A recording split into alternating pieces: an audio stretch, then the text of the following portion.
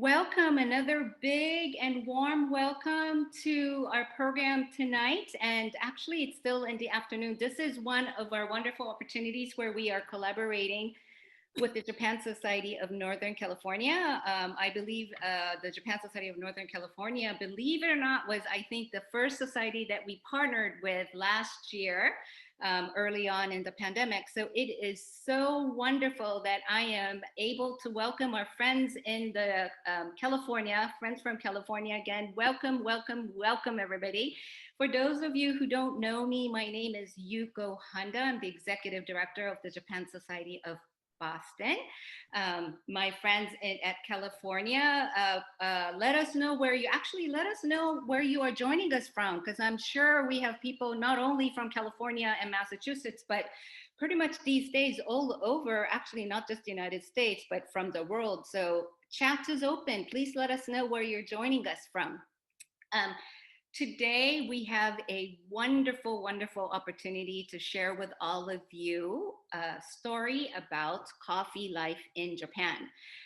Mary White, who is Professor of Anthropology at Boston University, is somebody that we at the Japan Society of Boston have always wanted to invite to talk, because not only are we in the office coffee lovers, but we have Ogawa Coffee in Boston, which is a coffee company that is based out of Kyoto. And for those of you who don't know, Kyoto and Boston are sister cities. They just celebrated 60 years of sister city relationship 2 years ago. And thus the Japan Society of Boston have a pretty long history with our love for coffee, and who else but Mary White when it comes to asking what coffee life is like in Japan.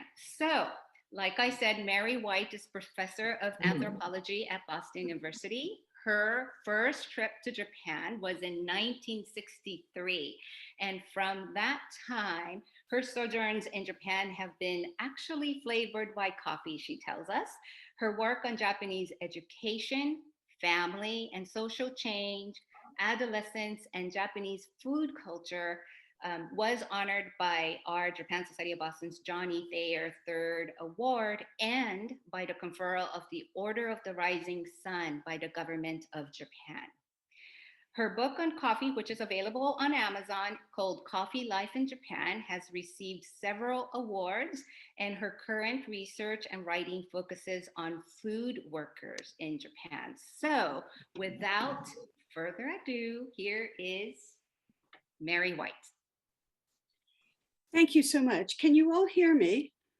Is it all right? Okay, thank you. I want to thank the Japan Society for this wonderful opportunity, and especially Yuko Handa. Thank you for your warm welcome and for this continent spanning session, which I hope at some point we can all get together actually to smell the coffee. So I'm looking forward to that. I'm often asked, how is it that Japan is so coffee rich that I could write a whole book about it? Isn't it green tea that they drink? Well, my own first landing, as Yuko Handa said, was in 1963.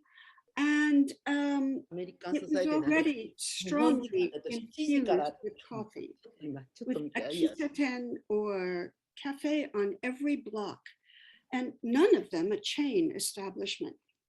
Coffee in Japan has changed much since then, and is always everywhere a moving experience, after all, because it's rarely drunk in large amounts where it is actually grown. So it's mostly consumed in non-producing countries, except for Brazil, where production and consumption are both very high. So the three largest importers of coffee, it was always a big surprise to me to see Japan way up there, are US, and then Germany, and then Japan. So it's a commodity on the move. Coffee takes on what they call distinctive cultural odors wherever it travels. And the styles of coffee consumption, the functions and practices of the places where it's consumed are very divergent. So coffee is both global and very locally consumed. We have this word global, which combines the global and the local. That would be coffee. Coffee ways can also move, not just the coffee itself.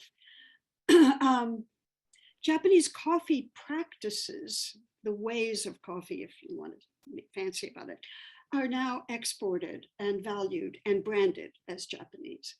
All over the world, Japanese techniques and equipment are used. Here in Boston too, the Hario and Kalita companies, drip products, siphon products, the V60 filter holder, pouring kettles, and many other utensils. Yes, I see somebody just wrote, I love my Hario V60. It is something you get very attached to. Techniques such as the pour over method that was refined in the 1990s in Japan have become standard specialty coffee practice, no longer even said to be Japanese because they're so everywhere. What makes Japanese coffee part of this global coffee movement and yet understood to be Japanese is technical. It's about roasting, it's about extraction methods. It's cultural too, in the ways that people learn and refine the experience of drinking and the settings in which coffee is drunk, especially those settings. These are shared. The movement of coffee people around the world, and I call them coffee geeks, they're very, very focused, to points of bean origin. Traveling to origin is a coffee experience. And to each other's cafes is very notable. And how now Japanese cafes and brewers are destinations for travelers. It's a thing to do, go to Japan and drink coffee. Some neighborhoods in Japan, in Japanese cities, issue coffee guide maps, and I have a whole collection of these, for coffee tourism for the cafes in their areas. Nakameguro, Shimokitazawa, Aoyama, those places are notable for their many interesting cafes. Well, the ways in which coffee is consumed everywhere in the world have their own cultural imperatives. If anybody knows Italian coffee drinking ways, they're very stringent requirements for, you drink your cup of very, very strong, 2 tablespoons worth of espresso at the bar and then get out. You can only drink cappuccino before 11 in the morning, never order cappuccino after 11. So Italians have their ways. French coffee drinking, it seems more like to sit in a cafe is not about the coffee, which frankly isn't very good, but it's about being in that cafe space and maybe showing off your great shoes or something like that. In the US, coffee really is more drunk as takeout than as sit down. It's interesting just in the sheer quantities. Coffee spaces have different functions too. Places giving customers a chance to take a short break. Obviously, that's the prime reason. Managing time. In Japan, it's very important to get to an appointment before the time allotted. So you manage your time by going early, getting to a nearby cafe and marking the time so that you'll be just a bit early. Coffee houses are places to conduct business, to do work or to avoid doing work, or they provide spaces and time for learning coffee itself. And there are some extremely educational coffee sites. Or it can just be the visceral need for a cup of the stuff. That can be seen anywhere. There are many coffee experiences in Japan, not all about technique, not all connoisseur driven. In one day, a person can have several very different coffee experiences. You can get up and say a young woman worker gets up in the morning and has a cup of instant coffee at home. On her way to the train, she gets a canned coffee at a Jidohan Baiki, vending machine. And then she'll show up at a specialty coffee house where the master will make her a beautiful pour over or a very patiently crafted siphon coffee. Those are all her coffees. And only the last one is a much more conscious cup of coffee.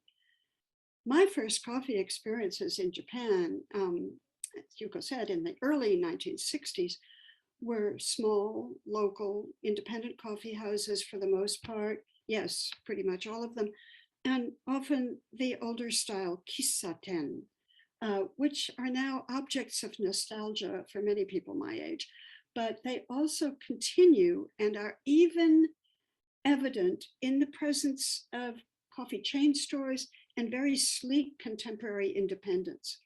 I spent many, many years between the early 60s and the early 2000s sitting in coffee houses. It's where I met people, I read things, I scribbled, I went after interviews to write up an interview until in about 2003, I kind of woke up and smelled the coffee and a project.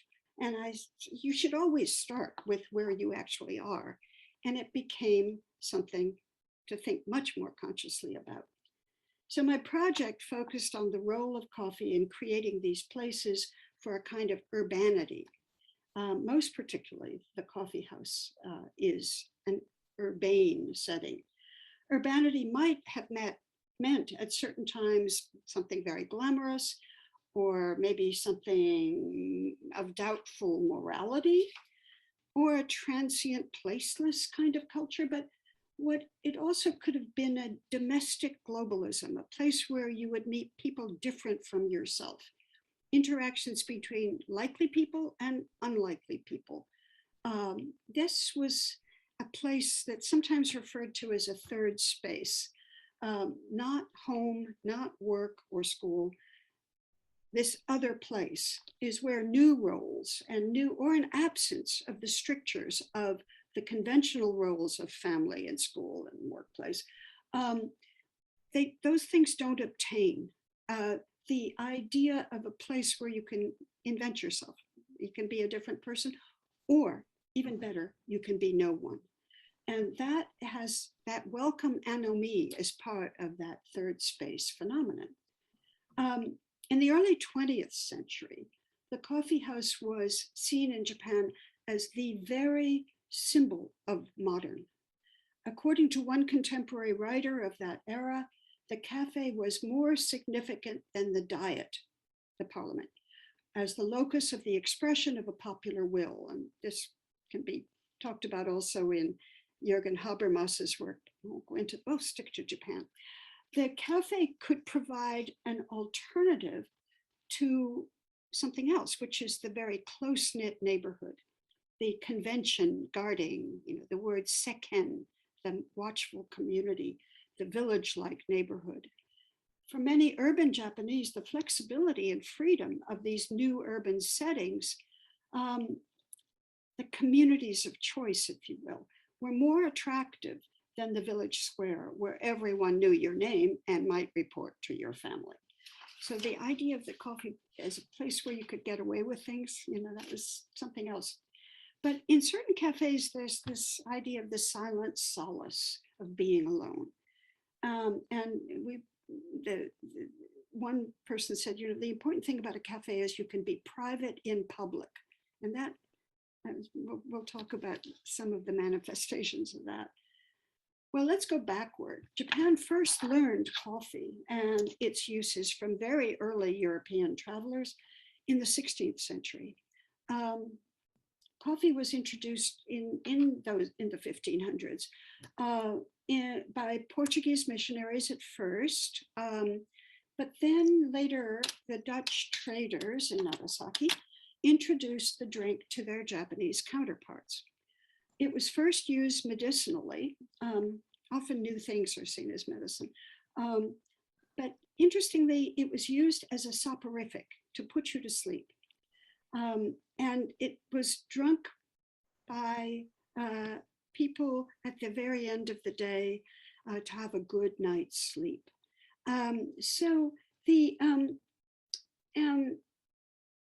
exception to that were the prostitutes of Nagasaki. The prostitutes of Nagasaki, whose clients were often the Dutch, and who would give them as a gift coffee beans. But the prostitutes of Nagasaki both drank it as a pleasurable drink, non-medicinal, with honey as a sweetener, But they also understood it as a stimulant that would keep them awake so they wouldn't fall asleep and have their customers run off without paying them. So they had a functional use for coffee, which is quite different. In 1804, an essayist named Ota wrote that he had had coffee at the Nagasaki magistrate's office. He said, I had something called kahi, something to do with powdered black roasted beans. It tastes burned and I can't stand it. So it's not always a popular drink.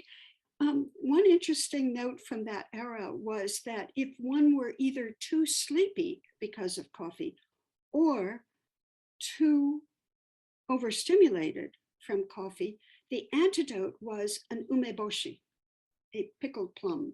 So if you're ever in a situation, just carry around some umeboshi. Not until the Meiji period did it become a generally available social beverage. The first significant import was in 1877 when 18 tons arrived in Japan from Brazil. Japan's imin, I actually want to open some slides up. Take a second here to share the screen and find.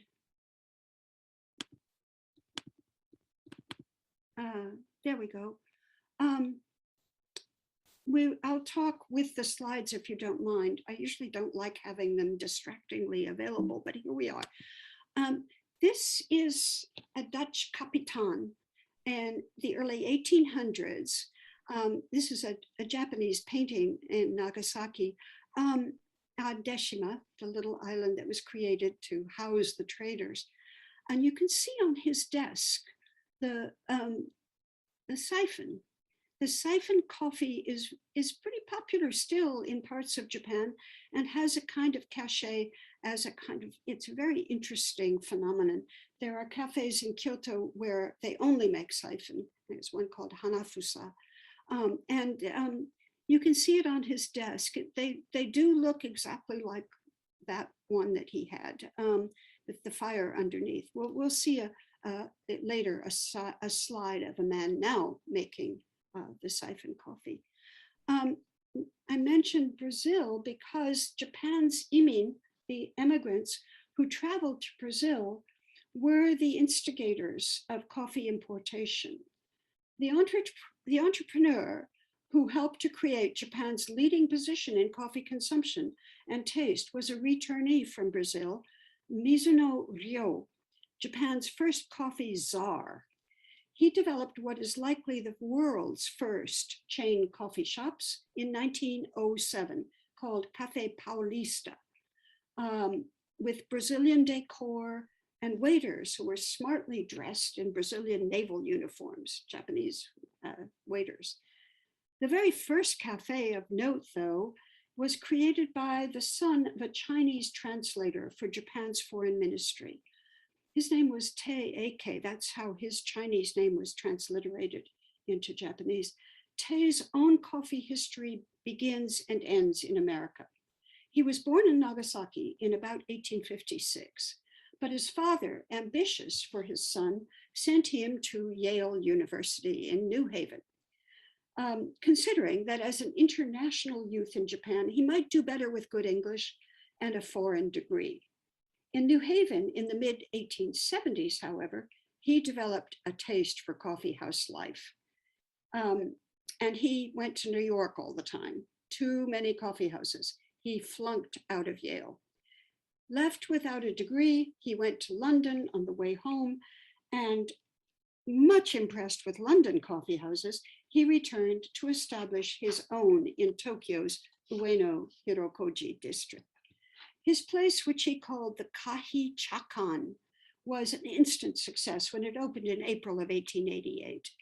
A very masculine club-like space, very London club-like, and actually New York club-like, filled with stuffed leather armchairs and writing desks and newspapers on racks. You can just imagine, very Victorian.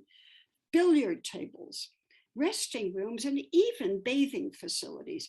It gave the middle-class man, and remember the recently declassed samurai, a milieu for testing out their modern urban identities. But the luxurious amenities which were offered for free were soon exploited beyond the meager cost of a cup of coffee, and Thayer went into debt and eventually had to close. A friend found him travel papers under a Japanese name. He became Nishimura Tsurukichi and sent him to Seattle, then a very prosperous port town where much of America's coffee came from Latin America by ship. The trail runs thin on poor Thayer, but there is evidence that he worked in a mercantile establishment where he sold coffee beans, descending into dishwashing and then unemployment. He died, I think, of tuberculosis at the age of 39 in 1895. And his gravestone is in the Lakeview Cemetery in Seattle and visited by a lot of Japanese people in the coffee industry on a kind of pilgrimage. Let me show you if I could find it. There is the monument to him at the site, it's no longer there, of course, of his cafe in Ueno. You can see he has a kind of sweet, sad, well, I'm projecting here, but he is eulogized as the father of Japanese coffee. Well, the other things about coffee houses then proceeding into the Taisho period, Donald Ritchie calls them in that era the windows on the world. Fashions in talk and personal style were up for scrutiny and modification. You always watched what other people were wearing to learn what is in. These formerly very masculine spaces became suitable places for women, both as customers and as jokyu, or cafe waitresses. Cafes were also the first places where unescorted young men and women, mowo and mogag, no doubt those fashionable young, could meet with relative impunity. Now, Western foods were introduced to the public in the cafe too. Dishes like gratin and doria and kareresu, which we'll talk about. It's a British curry, not an Indian curry. Spaghetti, melted cheese toast, pilaf, and later creme caramel, which was called pudding. A demand grew for things that, like tomato ketchup, which first appeared in the cafe, cheese and pasta, and the home kitchen started to pick up on the trends of the cafe. Cafes as music venues, very important novelty in the Taisho and early Showa periods. The meikyoku kissa were places where before most people could have record players at home, music was and still is reverentially played. Jazz cafes were also extremely popular.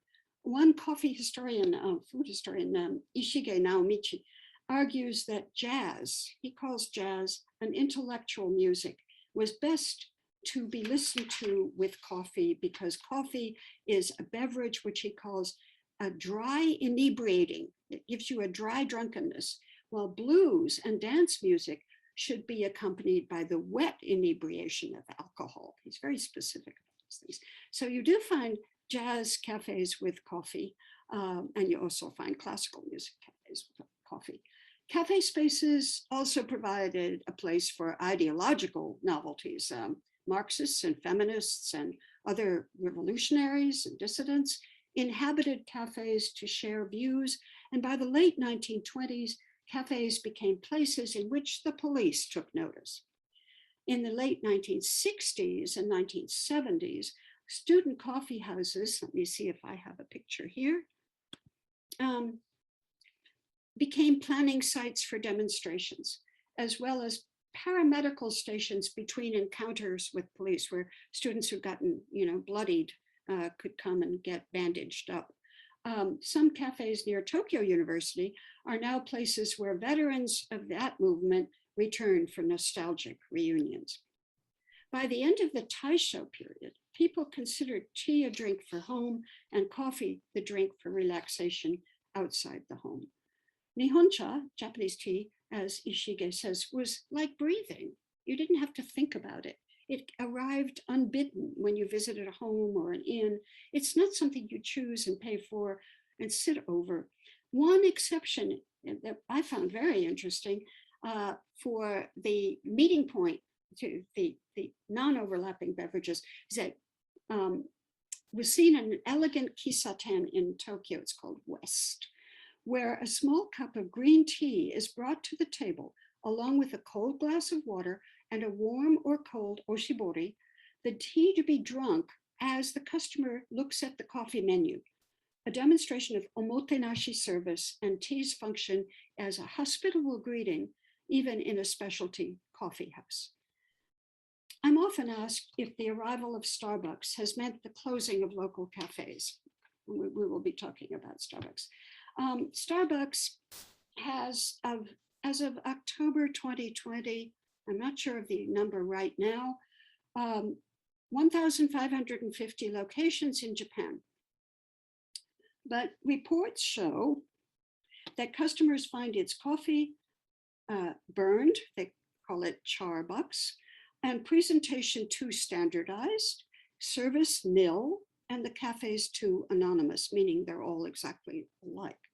Currently, the largest consumer market for Starbucks in Japan is young women who enjoy self-service at the counter, takeout coffee, no smoking, and what have come to, and they also used to say clean bathrooms, the no smoking rule, and what have come to be called coffee desserts, the highly sweetened flavored coffee-based drinks like caramel macchiato.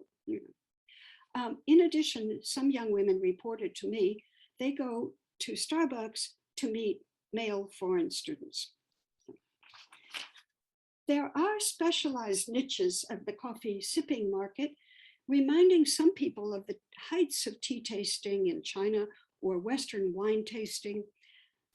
Places such as Café de Ramburu or Café de l'Ombre in Shimbashi in Tokyo offer rarities for the highly evolved coffee drinker, and many coffee tourists go there. Owned by Sekiguchi Ichiro until his death in 2018 at 104, Café de Ramburu is a place where coffee has its own rituals and a nearly sacred aura, though Sekiguchi himself had always said he hates the tea ceremony because it emphasized form over flavor. Famous for his finickiness, he asks customers who are regulars to call the day before they're going to visit. So to choose a bean to be roasted 25 hours before they will drink it, to give at least that time for the beans who have been seen as wounded by the roasting to recover. The beans are ground at the moment of service while the water reaches the boil. After a short wait for the water to cool, the server pours the water into a pot, the pouring kettle, with a very fine spout. I should have brought mine to the camera. With a very fine spout, pinched even tighter, and it's called the crane's neck, in order to allow only the thinnest of drizzles of hot water poured slowly in spiraling rounds over the grounds that are held in a flannel sack, the Nell bag, flannel bag. He values aged green beans.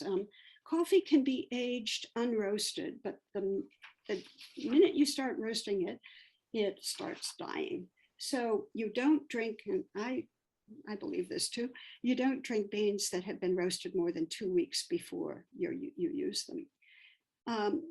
Sekiguchi used to offer very old green beans, like a Yemen 92, it sounds like wine. And he also refused to offer any food. He said, if you want food, go to a restaurant. This is coffee. Some people say he was a koohiihausu, a coffee maniac. Others say his work is kodawari gone mad. The concept of kodawari, or a kind of simplistic version of it, is often a tag for the specialty coffee industry in Japan. This is said to be what sets Japanese coffee apart from the rest of the world. High standards, dedication, you know the definitions. You may have seen Jiro Dreams of Sushi. The movie makes much of the seeking of perfection, but also the knowledge that you'll never get there. Now, places of coffee differ by city. The one that's on the screen at the moment, let me see if I have, I wanted to show you the method. I think this little video might work, I hope. Can you see it? Right. This is Noda-san. Noda owns a cafe in Kyoto, and it's called Otafuku. I'm sorry for the noise, but I can't do about it. So you will watch his method. You can see the crane's neck, but you can see his method is very, very, very precise. It's like a ballet. His body moves very carefully. Let's just watch it for a minute.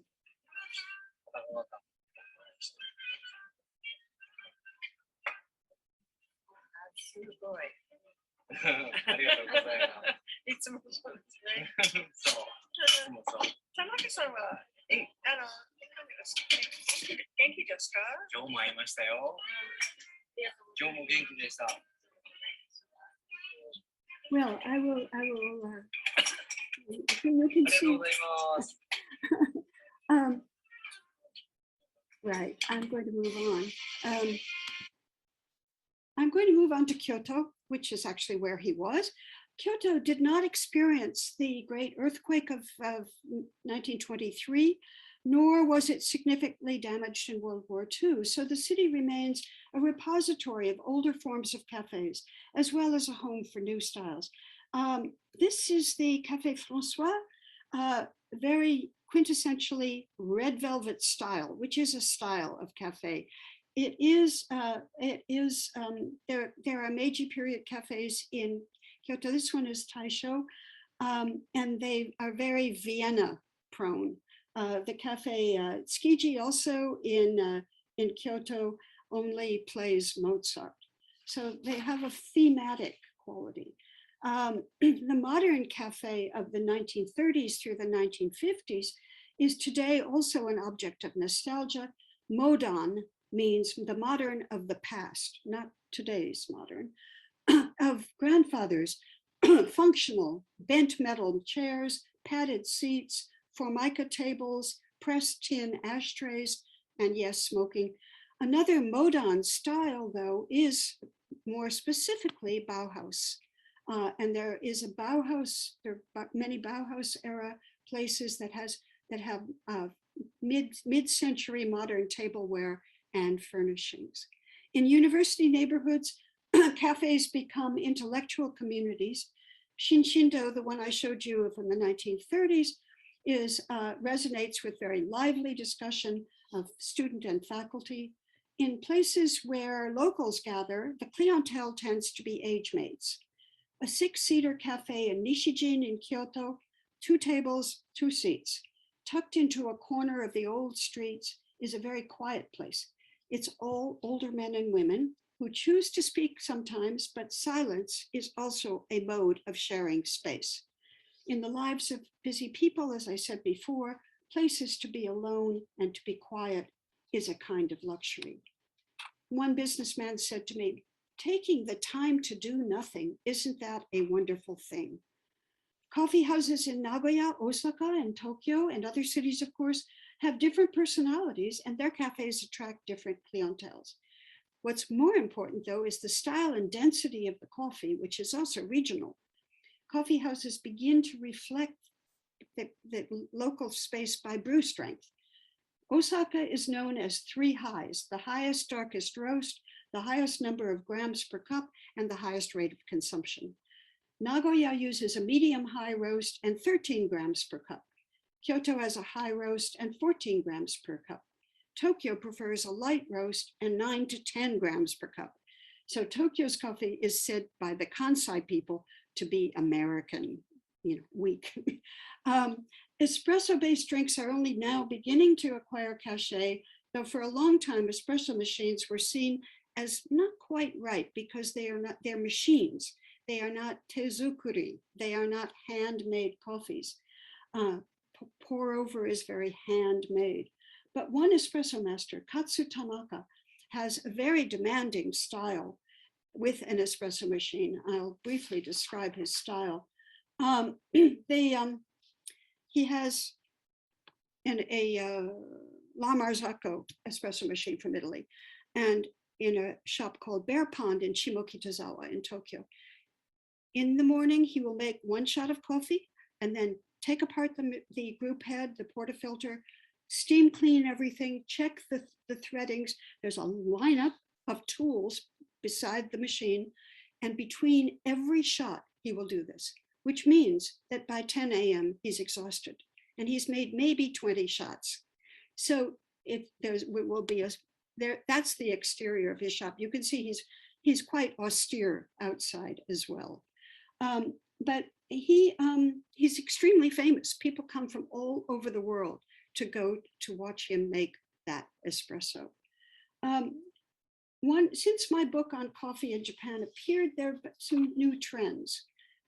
Young couples owning coffee shops as a kind of datsusara, or not becoming a salary person, a way of avoiding the corporate life, fulfilling their dream of independence.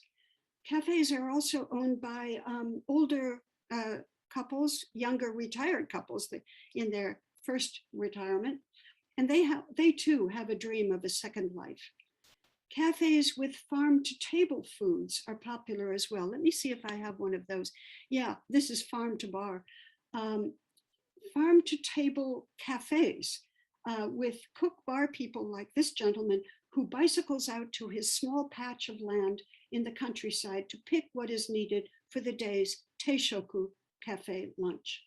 Some cafes now seem like the performance of an individual's personality through the coffee and service. There's one good example of that called Style, and it is all about style. It is all about this one young man's perfection kind of trope, but he also has a good sense of humor, so it's not quite as austere as it looks. Some cafes are laboratories. Whoops, sorry, I don't want that one yet. Where different beans and ages and roasts and brewing techniques are worked in lab-like spaces. There are specialty audiences, cafes, as I said, for older people, for artists, for musicians, and for LGBTQ clienteles. But I do want to switch, before we're finished here, back to the American corporate influence in Japan, to Starbucks and to Blue Bottle, both with extensive presence. Even as Japanese coffee demonstrates its influence in America. In 2019, the most visible American coffee in Japan, Starbucks, opened its reserve roastery in Nakameguro. Nakameguro is an old neighborhood in Tokyo with small shops, one-story galleries, cafes, and houses along the Meguro River, lined with cherry trees. When I lived in this neighborhood in the mid-1970s, it was nondescript, and it was not a tourist destination. It was about the neighborhood. This area is now a space for strolling and going to the small independent cafes, but it is no longer just for the neighborhood. The global impact is not limited to the tourism of the neighborhood. It is most evident in the roastery. This building is a vast 4-story building, tall for the neighborhood, and features atrium ceiling and top to bottom glass walls. Inside I'm going to just show you though, you can see the two gentlemen in Armani suits who open the doors for you. You can barely see them. It's quite glamorous.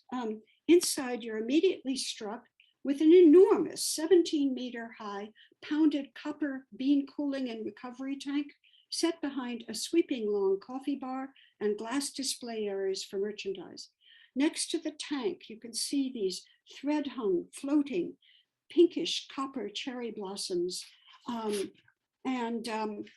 The tall glass cylinders, what you can see here are the transparent pneumatic tubes that carry the beans from the roasters into the copper tank. It's astounding.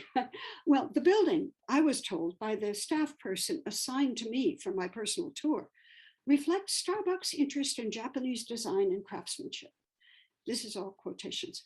From the use of natural wood to the layered paper walls, it is said to speak wabi-sabi and a Japanese sense of closeness to nature. But the scale is imperial. And the architect is a star, Kengo Kuma, Japan's leading contemporary architect. The breathtaking height of the ceilings, the stories behind every facet of the design speak to this high consciousness of the space. And the scale is matched by the large numbers of partners or staff. The presence of so many welcoming, well-trained workers was impressive. The roastery is serviced by 250 partners of the 37,000 Starbucks employees working in Japan. During my two most recent visits to Japan, I visited another American export with a very different ambience. A road in another small-scale neighborhood, this time in Kyoto, led me towards a massive Buddhist temple, Nanzenji. Along the street, I spotted a familiar powder blue bottle painted on a weathered wooden plinth. Peering down the gravel path, I saw this old house had been remodeled with a quiet wooden exterior and interior. The decor and branding was minimal. The space was very peaceful. There's the interior. The fitting in is the goal of the Blue Bottle expansion in Japan. I talked to James Freeman, who's, I don't even know, maybe he's with us tonight, I hope so. In the shops in the US, if you've been in a Blue Bottle, you'll know that it's also minimalist and clean and simple spaces. These relative newcomers to the Japan coffee scene, Starbucks was in 1996 and Blue Bottle first opened in Tokyo in 2015, were at first seen as threats to the already lively, independent Japanese coffee experience. Instead, they have created new niches designated by age and occupation and gender in the coffee market, new constituencies, instead of hollowing out an existing finite pool of customers. Well, the global and universalizing experience of coffee in Japan is much less dominant than the continuity provided in the local and the particular. I'm sometimes asked about favorite spaces of my own, and I'll sort of close with a few of my own. Let's see. Well, I showed you Bear Pond in Shimokitazawa, which if I get there early enough, I do get an espresso. But then there's the very small, very simple little nap along the west side of Yoyogi Park. That speaks to my own desire for a place for people and coffee. That's a destination. It's a kind of choice, very, very simple. If you care deeply about coffee, I also go to Mr. Noda, whom you saw making the pour over out of Tafuku. The Café Sagan is an example of the retired couple type cafe on the Tetsugaku no Michi, the philosopher's path in Kyoto. And they have a very European style. So each of these has their own character, and you can go to a coffee house that suits the mood you're in. I like to go to the older ones, the ones I remember from 1963, the kissaten. They're places where that expression, I knew you'd show up, is often heard, where people can also be private and public though, and where a cup of what you always had is put in front of you unbidden, and where there are no laptops. Now, those are the ones I saw in 63, but they persist for all ages, for conviviality or the chance to be private and public. And they're still important in the spaces where coffee is the epitomizing beverage. Thank you very much. Thank you very, very much, Corky-san. This was just fabulous. Thank you so much. Before I share a little bit of my own experience with coffee in Japan, I wanted to ask our audience, please send us your questions in chat. And also, thank you. I already see some recommendations in the chat going around, but if you have your own favorite coffee place in Japan, please share that with all of us in chat. So while we're getting questions in chat, Corky-san, the one thing that I was thinking about, you mentioned different ways kissaten was used for, different ways people associate kissaten with. And I associate kissaten with actually dad. When I was a little kid, he would take me to a kissaten and I would see these huge siphon coffee makers with Masta, right? Masta, who is in a black vest and a little bow tie and white shirt. Um, it's for me a place that I have really fond memories of actually dad, where he would have coffee and I would have koohiihausu. So I think it's right. I think a lot of people outside of Japan think of Japan when they think of Japanese drink. The first thing they think of is tea, and absolutely we drink a lot of green tea, but absolutely coffee, I think, is a big part of our sort of personal life as well. So thank you. You brought up really great memories of me and my dad in the kissaten and the huge siphon that I used to love to watch. So thank you for that. So there's already been quite a lot of questions, Koki-san, one of which was, can you remind us again where the old, actually, I think they used the word radicals or rebels or not, that was where the people would gather. Oh, the one that I showed in Yes. Kyoto. Shinshindo is just north of Kyoto University on, I think it's on Imadegawa. And I think the place is still very students and faculty. And it's very, very ascetic rather than aesthetic. It's very calming. It's a nice place. Yeah. Somebody just asked about Japanese style coffee shops around Boston besides Ogawa. It it depends on the style of coffee you want. Actually, there are some in New York. I don't want to deflect people away from Boston. There are wonderful coffee shops. Okay, I am going to put a word out for the two places where I go to get very reliably good coffee. Oh yes, Adam S says Sagawa in Chicago. Yes, indeed. There, a high color is what I was just going to say, Colby Takeda. I was just going to refer to it. It's a very Taisho period, deliberately Taisho kind of place, which even with the kinds of foods that were served in cafes in that era, that's a really interesting place. But I'm going to put in a plug for Loyal 9 in Cambridge, on Cambridge Street, which in nighttime is a restaurant, in the daytime is a quite wonderful cafe with very good coffee. I won't say that anybody is practicing Japanese style besides Ogawa. Ogawa is actually interesting because they really specialize in latte art and always have, which is interesting because it wasn't at first something in Japan. It kind of went back and forth, and then Ogawa has really developed it. Any other questions? Yeah, so there's a question that says, why do you think decaf in Japan hasn't really taken off as it has in the United States?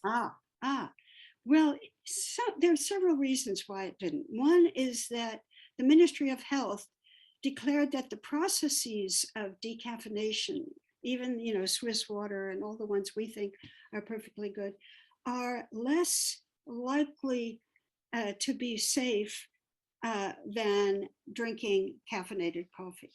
That is, and also then there's this idea that why would you drink decaf? It isn't as good. And the idea that coffee doesn't keep you awake is still a prevalent notion. So there are a couple of things conspiring. Starbucks basically introduced decaf popularly in Japan. Marisan, I have a question in my private chat that says, I know we're talking about coffee, but I know you do other research in Japan. What is your latest research on Japan? Oh, well, thank you for asking. I'm still embarrassed that it's not further along, but I'm doing a treatment of food workers. I've interviewed for over 4 years, more than that actually, quite a long time, food workers and different kinds of work, industrial food workers in factories and domestic food workers, the women who slave over the early morning bento that they make for their families, but other kinds of, artisanal workers, small tofu makers, the men who raise the Wagyu cattle, and I spent some time in the paddocks with the cattle, and it's really fascinating. I'm very interested in the experience of work and whether it has the range of work experiences that all work does. Of course it does. So I'm busily or not so busily writing it up. I do see a question that can I go to, because I'm actually doing another project on Japanese whiskey. From one brown brew to another, right? I'm very interested in the development and evolution of Japanese whiskeys from the earliest things like this. I don't know if nobody's old enough here to remember Denki Buran. And Denki Buran was, electric brandy, which was, I think it was Meiji. The creation of really bad imitations of Scottish whiskies. But then probably a lot of you have seen the NHK home drama Massan about the father of Japanese whiskey, Masataka Taketsuru. And Taketsuru went to Scotland and he became a legend and married a Scottish woman, brought her back to Japan. And, basically was working with both Suntory and Nikka, and, the rest is history, as they say.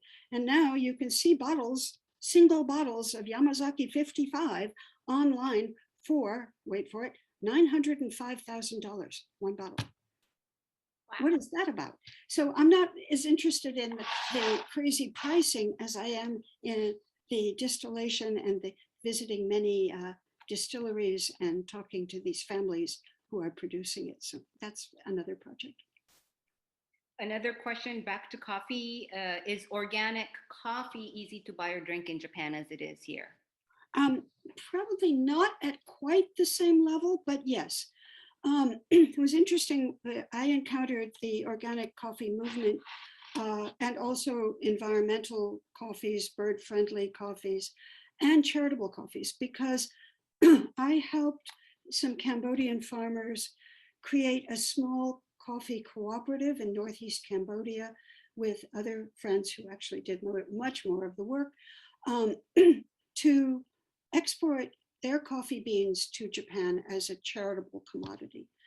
The problem is, to make it organic, it is a lot of work. It takes a lot of time to remove the pesticides that the Vietnamese had put there, and the French before them. And so the process of becoming organic is very difficult. You have to start organic, and that takes time too. I see a point about the UCC headstone in Koyasan. Yes, of course. Koyasan, there's a huge cemetery with corporate headstones.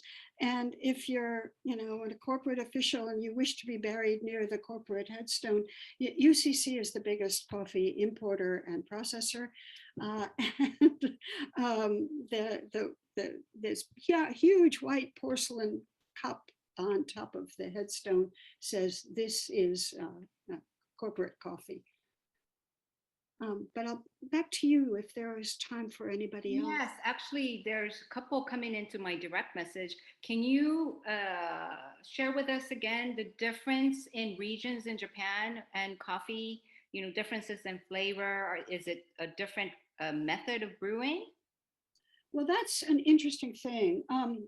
I think there is more internal cosmopolitanization or internal kind of homogenization through the travels around Japan of these very involved coffee people.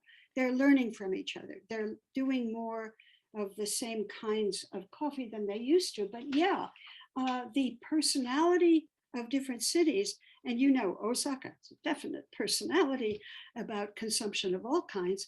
And so Osaka is known, I think I called it the three highs, the highest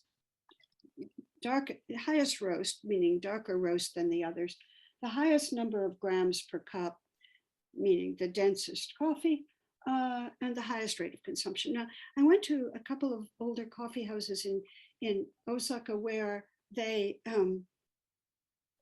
re-poured the coffee through the grounds again, which is absolutely, you know, not what you should do. But that was the style of that coffee house, to give it 3 infusions in the same grounds. It's very, very strange. But the Nagoya is a medium roast, and Kyoto is about 14 grams. My own home brew is about 26 grams per cup. But the interesting thing I value is lighter roasts. When Starbucks arrived with dark roasts, the intimation was that dark is European, dark is sophisticated, but dark hides flavor, dark hides the layers of that you get. The other thing that a local coffee person here, is actually world famous, George Howell, says is that you need to drink coffee not at its hottest, that you are not getting all the flavor until it cools down a little.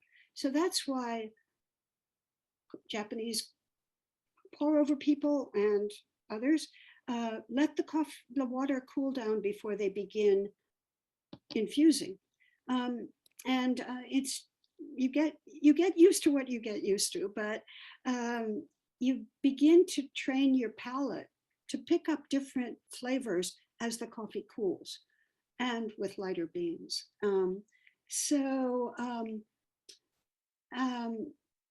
That the idea that Tokyo coffee is very weak is an older idea too. It's not. Now we're seeing a more generalized coffee culture, partly because of the coffee tourism that's going on. I have to ask this question because yes, we are in a pandemic. Adam asked, do you think COVID has had any effect of coffee culture in Japan? Perhaps not on coffee culture, but on coffee consumption patterns. That is, people are going to coffee houses. And you may know that during lockdowns or shutdowns, alcohol was cut off early in restaurants. I think I haven't been to Japan since January of 2020, so I don't know. But yeah, I think that there is more home consumption, and obviously, but what's been interesting is the sale of some of these more refined coffee equipment, the Hahario stuff. So the people are, roasting, which is really, really, really technical. I don't roast at home. I have 2 coffee roasters, but I am not going to do it because I have good roasters here.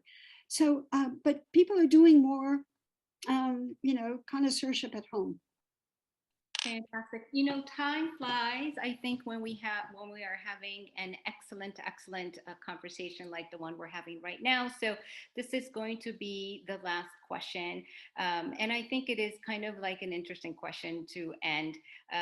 Ellis says, I'm curious about the economic circumstances that allow for so many independent coffee brewers to open and to be successful in Japan. What is unique about Japan? The economic circumstances have changed, but overall, until the pandemic, the trajectory of coffee has been just steadily up. Coffee, buying beans, selling beans, coffee places. Now, it's true that some of the older kissaten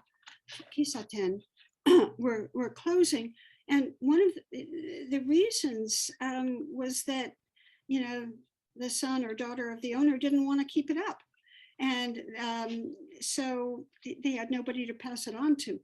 But those those older people type kissaten are now, they're still there, partly because of the first retirees, people who are in their 60s, who are young and vital, are starting coffee shops. And I think the perpetuation, the need for the space and the desire for the coffee are keeping it going. I can give you, I can later, I can give you the actual figures, but it's not dying out, nor did Starbucks cause its decline. So wonderful to hear. I loved hearing that in the end. It's not dying down. Coffee culture in Japan is not dying down. Is that a wonderful way to like end our conversation? Yeah, and let me just toast you. With your coffee. It's not too late to drink coffee. No, it's not too late. Wonderful. Thank you so much. But before we go, selfishly, I would like to share a little bit about our upcoming events. Ben, can you put up our little slideshow, please? Yes. So the Japan Society of Boston, next week on November 4th on Thursday, we will be talking about a Japanese house in New Hampshire. This is about a man that really saved a Japanese house from being, this is like really traditional style Japanese minka house, from being torn down, and he rebuilt it on his property in New Hampshire. So if you are anybody interested in Japanese architecture, or somebody who would love to hear the story of this man's journey of saving this Japanese house, please join us. That's on November the 4th at 6 p.m. And following Tuesday on the November 9th, the Japan Society of Boston is actually starting a poetry club, or what we call in Japanese, kukai. The first theme for our first kukai is Locked Gates and Distant Loved Ones. This is really a sharing of haiku and poems and wakas, Japanese poems, as well as a little bit of a workshop. So if you are already a haiku writer or a waka writer, please join us and bring your own haiku. If you want to just, join and listen, wonderful. If you want to learn how to write it, even more wonderful, join us. Fen, the next slide, please. And our friends at the Japan Society of Northern California has the Practice Your Japanese and Become a Networking Pro coming up on October 28th. I believe that's this coming Saturday, and a student meetup on November the 5th, Friday at 5 p.m. These are both for the California events. These are Pacific times. Now, in terms of more details as to, do you need to be a member or not, et cetera, please visit both California site and our site. Easy to Google, just say Japan Society Boston or Japan Society Northern California, and boom, you'll find our website. So if you are not already subscribed to both of our newsletters, which I think both of our newsletters are phenomenal, please subscribe to our newsletters, but please go to our websites, and we both have wonderful Japan related events. So please check them out.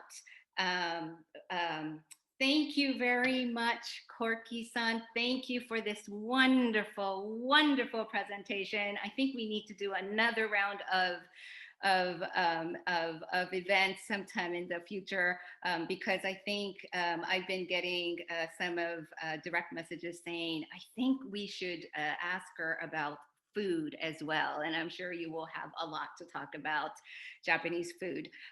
But also a huge thank you to my friends at the Japan Society of Northern California, Akiyama-san, Miho-san, and Larry-san, as well as the audience of Northern California. Thank you for joining us. And as always, our audience at the Japan Society of Boston, we do this for all of you. Thank you for spending the time and this evening with us. Thank you all. We'll hope we'll see you very soon, either in California or here in our future events. Thank you, everyone.